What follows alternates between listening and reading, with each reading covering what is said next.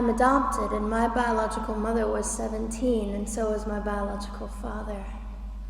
She was 7.5 months pregnant when she decided to go to Planned Parenthood, which is the largest abortion provider in the world, and they counseled her to have a late-term saline abortion, which is a saline salt solution that is injected into the mother's womb. The baby gulps that solution, it burns the baby inside and out, and then she is to deliver a dead baby within 24 hours. And to everyone's great shock and surprise, I didn't arrive dead but alive on April the 6th, 1977 in a Los Angeles County abortion clinic.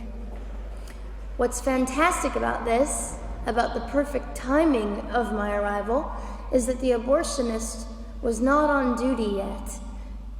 So he wasn't even given the opportunity to continue on with his plan for my life, which was death. And I know that I am in a government building, and a beautiful one it is, and I love your country as well as my own. But I know in the age that we live in, it is not at all politically correct to say the name of Jesus Christ in places like this. To bring him into these sorts of meetings, because his name can make people so terribly uncomfortable. But I didn't survive so I could make everyone comfortable.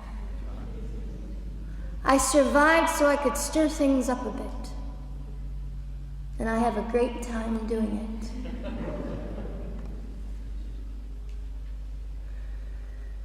And so I was delivered alive, as I've already said, after 18 hours. I should be blind, I should be burned, I should be dead. And yet I'm not. You know what is fantastic vindication is the fact that the abortionist had to sign my birth certificate. So I know who he is. And it also says, for any skeptic listening, on my medical records, born during saline abortion. Ha! They didn't win. I've done some research on the man that performed the abortion on me. And his clinics are the largest chain of clinics in the United States of America, and they gross $70 million a year. I read a quote from him at some point several years ago, and he said, "I have aborted over 1 million babies, and I consider it my passion." I tell you these things because, listen, ladies and gentlemen, we are in an interesting battle, whether we realize it or not, in this world. It is a battle between life and death. What side are you on?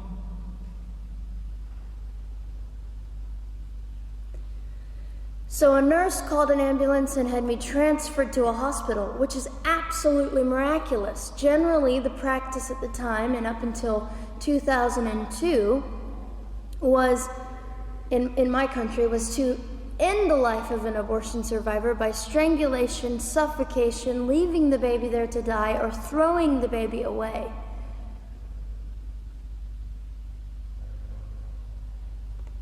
But on August the 5th, 2002, my extraordinary President Bush signed into law the Born Alive Infants Protection Act to prevent that from occurring anymore. You see, we're playing for keeps. We're playing I'm hoping to be hated by the time that I die, so that I can feel God about me and understand what it was to be hated. He was hated. Christ was hated. And not that I look forward to being hated, but I know along my journey, I know I'm already hated because I declare life. I say, you didn't get me. The silent Holocaust didn't win over me. And my mission, ladies and gentlemen, among many things, is this: to infuse humanity into a debate that we have just compartmentalized and set on a shelf and said it is an issue. We have removed our emotions. We are becoming harder. Do you really want that? How much are you willing to take, and how much are you willing to risk to speak the truth in love and graciousness and stand up and at least be willing to be hated? Or at the end of the day, is it all about you or me? And so, after that, I was placed in an emergency foster care home where they decided they didn't like me very well, and as I'm fond of saying, I don't know how you could not adore me right from the start. What is wrong with these people? But they didn't. You see, I've been hated since conception by so many, and loved by so many more, but most especially by God. I'm his girl. You don't mess with God's girl. I got a sign on my forehead that says, you better be nice to me because my Father runs the world. So after I was placed in the mean home, I was taken out of the mean home and placed into another home, a beautiful home, Penny's home. And she said by this time I was 17 months old, 32 pounds of dead weight, and diagnosed with what I considered to be the gift of cerebral palsy, which was caused directly by the lack of oxygen to my brain while I was trying to survive. Now, I am just compelled to say this. If abortion is merely about women's rights, ladies and gentlemen, then what were mine? There was not a radical feminist standing up and yelling about how my rights were being violated that day. In fact, my life was being snuffed out in the name of women's rights. And ladies and gentlemen, I would not have cerebral palsy had I not survived all of this. So when I hear the appalling, disgusting argument that we should have abortions because the child just might be disabled, oh, the horror that fills my heart. Ladies and gentlemen, there are things that you will only be able to learn by the weakest among us. And when you snuff them out, you are the one that loses. The Lord looks after them, but you are the one that will suffer forever. And what arrogance, what absolute arrogance, and it has been an argument for so long in this human place that we live, that the stronger should dominate the weaker, should determine who lives or dies. The arrogance of that, don't you realize that you cannot make your own heart beat? Don't you realize that all the power that you think you possess, you really possess none of it? It is the mercy of God that sustains you, even when you hate him.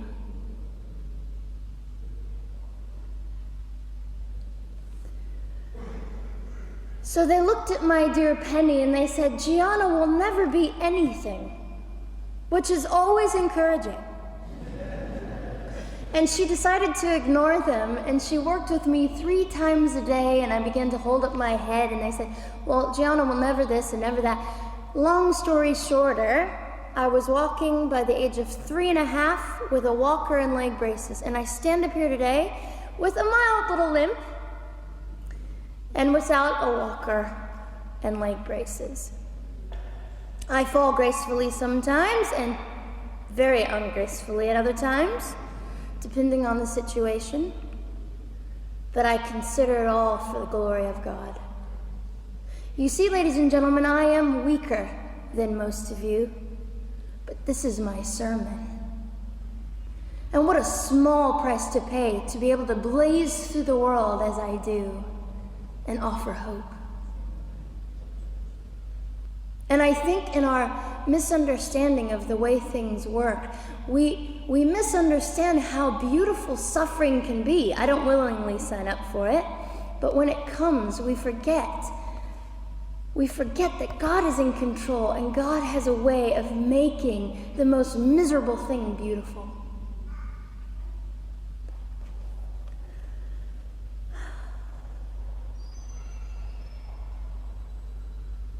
I have met my biological mother.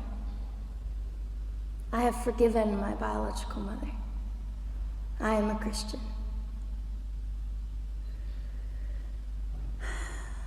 She's a very broken woman. She came to an event I was having 2 years ago, showed up unannounced, and said, "Hello, I'm your mother."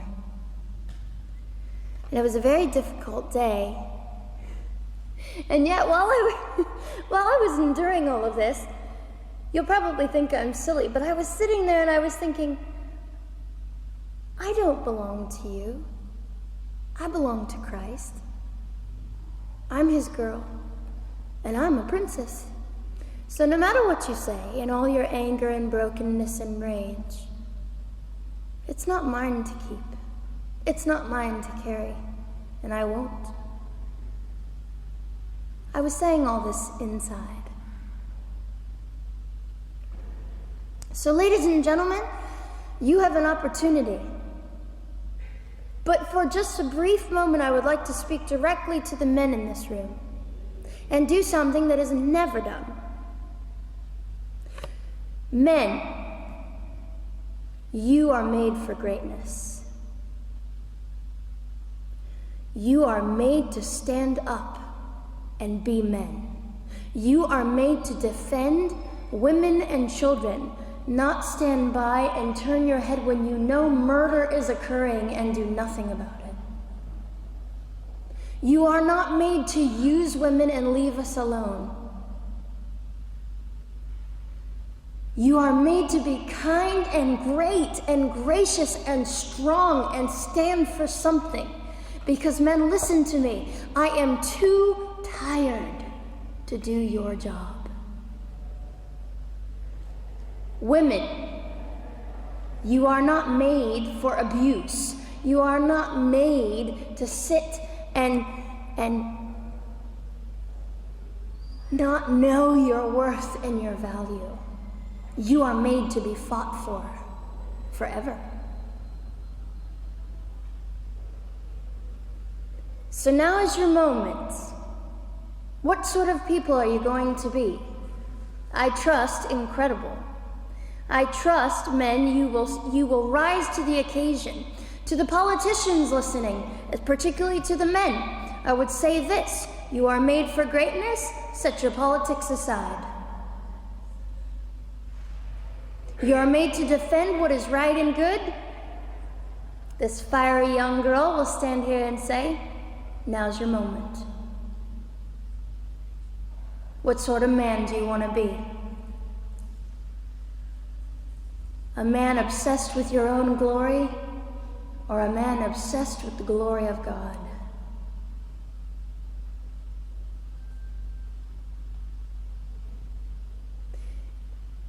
It's time to take a stand, Victoria. This is your hour. God will assist you. God will be with you. You have the opportunity to glorify and honor God in 2008. I'll just end with this. Some of you might be slightly annoyed that all I keep doing is talking about God and Jesus. But how on earth can I walk about limping through this world and not give all my heart and mind and soul and strength to the Christ who gave me life? So if you think I'm a fool, It's just another jewel in my crown. My whole intent in living here is to make God smile. I hope some of this made sense. It just came from my heart. God bless and keep you.